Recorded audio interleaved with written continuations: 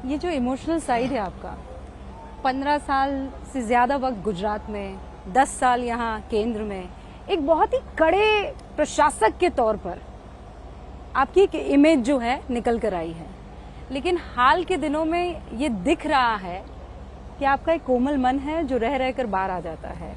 आप बहुत इमोशनल आदमी है लेकिन उसे दुनिया से छुपाते हैं। ऐसा है कि अब टीवी का जमाना है तो लोगों को पता चल जाता है। ये कोई बाद में आई हुई चीजें नहीं होती हैं, जन्मजात होती हैं।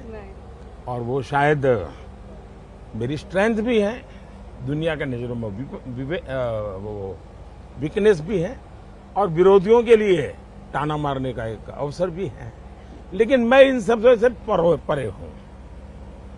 मोदी आपका बच्चा है, आपने इसको बनाया है, आपने इसको पाल करके बड़ा बनाया है। कुछ कमी रह गई मैं ठीक करूंगा, अच्छा होगा तो आगे बढ़ाऊंगा। मैंने 2 पर्सनालिटीज आपकी बताई, एक तो बेहद इमोशनल, एक कड़ा प्रशासक। लेकिन आपके विरोधी इन दोनों के इतर एक ऐसी इमेज आपकी उकेरते हैं जिसमें आप ऑटोक्रेट हैं, तानाशाह हैं, जहां आपके कोई राजनीतिक साथी साथ नहीं होते हैं, आप किसी का साथ पसंद नहीं करते। वो कहते हैं ये आदमी क्या समझेगा परिवार, इसका तो परिवार ही नहीं है।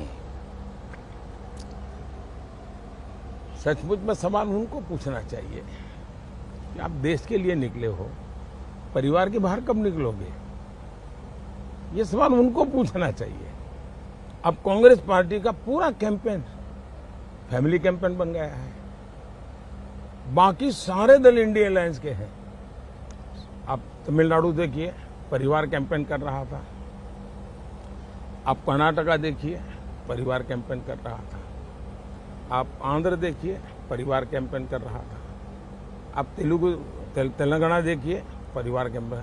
आप उत्तर प्रदेश देखिए, 2 परिवार कैंपेन कर। जम्मू कश्मीर देखिए, 2 परिवार कैंपेन कर रहे हैं। सवाल मीडिया के उनको होने चाहिए कि क्या हुआ कि इतने साल के बाद भी आप परिवार से बाहर निकल क्यों नहीं पाते हो? मैं परिवार से जुड़ा नहीं हूं, ये गुनाह नहीं होना चाहिए, गर्व होना चाहिए। ये लोकतंत्र की सबसे ऊंची अमानत है कि जो इंसान अपने परिवार के लिए नहीं जीता है, जो इंसान देश को अपना परिवार मानता है, मेरा भारत मेरा परिवार, उसके लिए जीता है। अब ये क्वेश्चन मार्क लग जाए तब मुझे होता है कि क्या इरादे होंगे। आपको तकलीफ होती है इस बात को लेकर कि ये आइडियोलॉजिकल वॉर कम है, वैचारिक जो लड़ाई है वो कम है, आपसे नफरत ज्यादा है? मतलब अगर ये मोदी ने किया है तो पक्का कुछ गड़बड़ है, इसमें कुछ खराब है। कठिनाई ये है कि जब इंसान तर्क के आधार पर, तथ्य के आधार पर और जमीनी हकीकतों के आधार पर पूरी प्रकार से निराश हो चुका है होता है, कुछ हाथ नहीं लगता है, तब वो टेबल पछाड़ता रहता है, चिल्लाता रहता है, अनाप शनाप बोलता रहता है।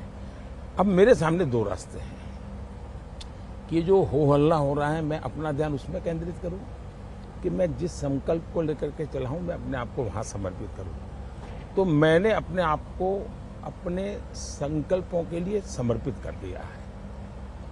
और मैं योगा का इंसान हूं, मैं ध्यान को जीता हूं, मैं ध्यान करता हूं इसलिए मैं ध्यान को जीता हूं। और इसलिए कितनी ही कोलाहल के बीच में मैं अपने आप को निर्विकल्प, निराकार संकल्प के साथ जुड़ा हुआ है, चला जा रहा हूं। मुझे आपको ये एहसास नहीं, मतलब आपको सच में तकलीफ नहीं होती? आप वाहिद ऐसे शख्स हैं पॉलिटिकली जिसको इतना कोसा गया है, और ये अतिशयोक्ति नहीं है जब मैं आपसे कह रही हूँ।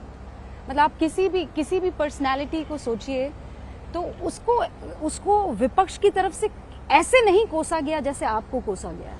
हमारे शास्त्रों में कहा है कि निंदक नियरे राखिए, और मैं ये साफ मानता हूं अगर इतने आलोचक न होते, टीवी मीडिया का वो जमाने में थोड़ा कम था, लेकिन जो भी बैठे थे वो एक विचारधारा से प्रेरित लोग थे, वेस्टेड इंटरेस्ट ग्रुप से जुड़े हुए थे। तो उन्होंने सोचा कि इस आदमी को गालियां दे दे करके हम इस पूरे एक इंस्टीट्यूट को और पूरे एक विचार प्रवाह को ही तबाह कर देंगे। ये भूल गए कि उन्होंने ऐसा करके मुझे बहुत बड़ा बना दिया, वरना मुझे कौन जानता था जी। ये गालियां देने के कारण में, और इसलिए मैं आपको आश्चर्य, मैं गुजरात में पब्लिक मीटिंग करता था ना, हाँ। तो मैं पूछता था भाई कोई काले झंडे वाला आया है कि नहीं आया है।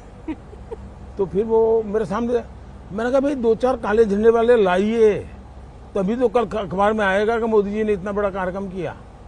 मैंने कहा एक लाइन नहीं छपेगी, 2-4 काले झंडे वाले रखो भाई, क्योंकि मेरा पॉजिटिव प्रचार संभव ही नहीं है। तो मैंने कहा कोई नेगेटिव वाला आ जाएगा तो कम से कम ये खबर आएगी कि मैं मोदी उस गांव में वो कार्यक्रम कर रहा था, क्या कर रहा था वो भी नहीं आएगा, तो फिर कोई सोचेगा। एक बार मेरे यहाँ कुछ लोग आए गुजरात में, हाँ। वो कह रहे, वो मिठाई विठाई लेकर के आए और बड़े 40-50 गांव के प्रधान आ गए। बोले हमारे गांव में 24 घंटे बिजली हो गई, तो हम आपको सम्मान करने आए। हाँ। मैंने कहा झूठ बोल रहे हो, 24 घंटे बिजली हो ही नहीं सकती। नहीं, बोले हो गई है। मैंने कहा बताओ किस अखबार में छपा है, किसी टीवी में आया क्या? नहीं, बोले वो अखबार में तो नहीं आएगा। तो मैंने कहा आपकी बात मान लो, बोले मान लो। चल, मैंने कहा चलो मिठाई खिलाओ। तो मैं इन चीजों से निकला हूं, तो मैंने इसका आनंद लिया है।